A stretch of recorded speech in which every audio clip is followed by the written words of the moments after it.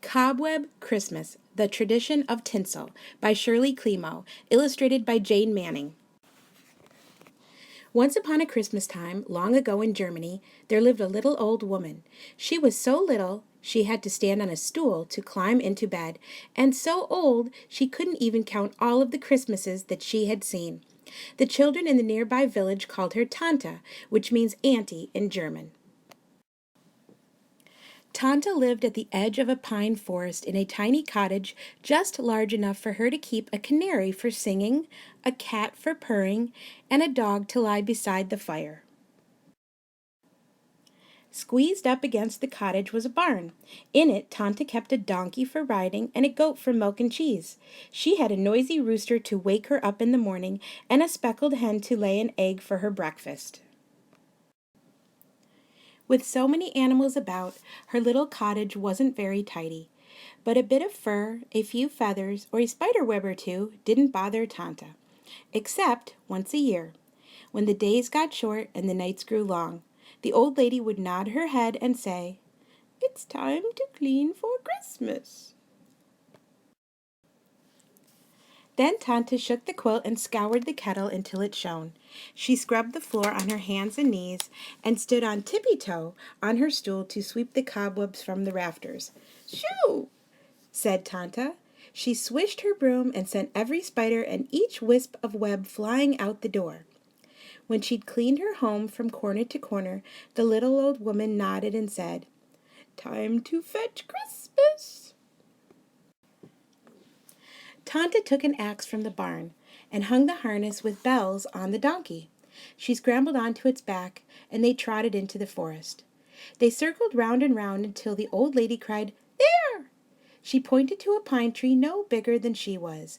"That one's just right," she told the donkey. Tanta chomped down the tree, and taking care to leave a bough behind so it might grow again.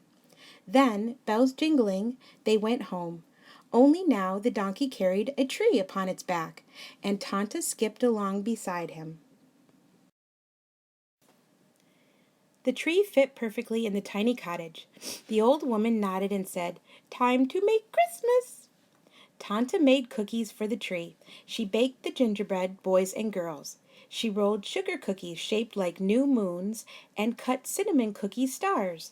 She rubbed apples until they gleamed like glass to hang from the branches too. Next she put a ribbon on a bone for the dog and tied a sprig of catnip for the cat. Tanta scattered corn for the chickens and seeds for the canary. She heaped oats in a basket for the donkey and goat. Then the old woman nodded and said, "Time to share Christmas." Each year Tanta invited the children to come and see her tree. "Tanta," they shouted, "it's the most wonderful tree in the world. Tell me if it tastes as good as it looks," she said. After the children nibbled the apples and cookies and ate every crumb of gingerbread, they hurried home to put their shoes by the doors for Kris Kringle. It was the Christmas visitor who went from house to house tucking gifts into waiting shoes. Then Tanta asked the animals to share Christmas. The dog, the cat, the canary, the hen, the rooster, and some small, shy, wild creatures crowded around the tree. The donkey and the goat peered in the doorway. Tanta had something for everyone. Everyone except the spiders, for they'd all been brushed away. But no one could give the little old lady what she wanted. All her life, Tanta had heard tales about marvelous happenings on Christmas Eve. Animals might speak aloud, bees might hum carols, or the cock crows at midnight. Tanta wished that she had witnessed a bit of Christmas magic too. She sighed and sat down in her rocking chair. "Time to wait for Christmas," said the old lady, and she nodded and nodded her head. Tanta was so tired from cleaning and cooking that she fell fast asleep. She did not know if the rooster crowed when the clock struck 12, or if the dog whispered secrets to the cat. And she did not hear the squeaky voices calling at her door. "Let us in! Let us in!" Someone else heard. Kris Kringle was passing the cottage on his way to take toys to the village children. He stopped to listen and saw hundreds of spiders on Tanta's doorstep. "We have never shared a Christmas," the biggest spider explained. "Each year, Tanta sweeps us away. Please, Kris Kringle, would you let us see Tanta's Christmas tree?" Kris Kringle looked down at the spiders. "There's no harm in that," he said. Before he went on to the village, he opened Tanta's door a crack. Huge spiders, tiny spiders, smooth spiders, hairy spiders, spotted spiders, striped spiders, brown and black and yellow spiders, and the palest kind of see-through spiders came. Creeping, crawling, sneaking softly, scurrying, hurrying, quickly, lightly, zigging, zagging, weaving and wobbling, into the old woman's cottage. The curious spiders crept closer and closer to Tanta's tree. 1, 2, 3 skittered up the trunk, and all the other spiders followed. Silently they ran from branch to branch, and back and forth, and up and down the tree. Wherever the spiders went, they left a trail behind. Threads looped from limb to limb, and webs were woven everywhere. Now the busy little spiders had shared Christmas. They had seen and felt every twig on the tree, so they scuttled away. When he had put a gift in all the children's shoes, Kris Kringle returned to latch Tanta's door. He peeked inside and discovered her tree tangled with sticky, stringy cobwebs. He knew how hard the old lady had worked to make Christmas, and how dismayed she'd be when she saw her tree.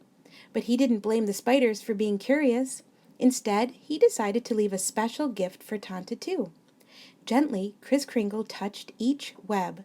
Beneath his finger, a slender strand gleamed like gold, and the dangling threads sparkled silver. Now Tanta's Christmas tree was truly the most wonderful in the world.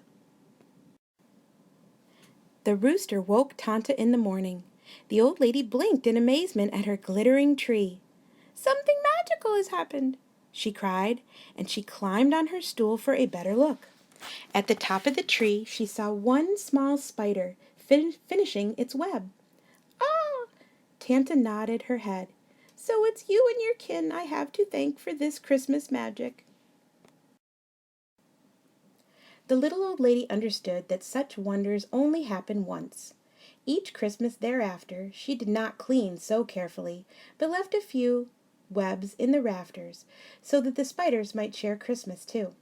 And every year after she'd hung the cookies and the apples on her tree, she would nod and say, "Time for Christmas magic."